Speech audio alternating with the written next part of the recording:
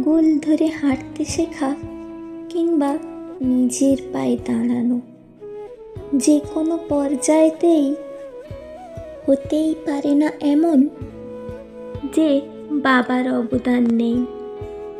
নিজের জুতো ছিঁড়ে যাক কিংবা জামা হোক পুরনো, পরিবারের নতুন হলেই সন্তুষ্ট তার মন।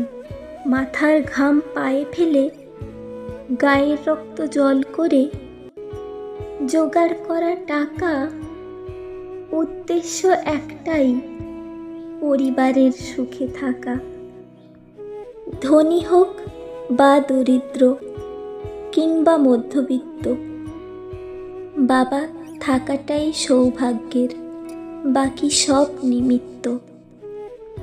পরিস্থিতি রুষ্ট হয়ে যখন বসাতে যায় থাবা, নিজের পিঠে আঁচড় নিয়ে পরিবারকে আগলে রাখাই বাবা।